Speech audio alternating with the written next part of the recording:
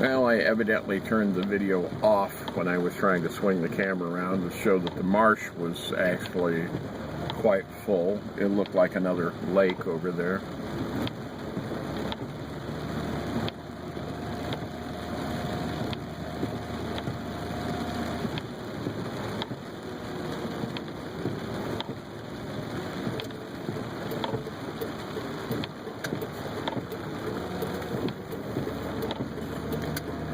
I'll go out of the campground and see what it's doing out here.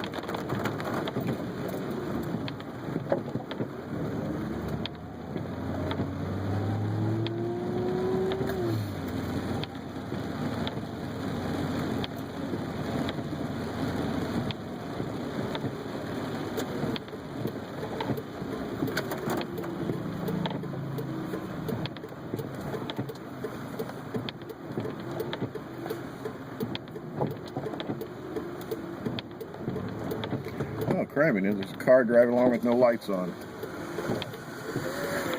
And it's gray. Blend right in with the sky. Almost didn't see it.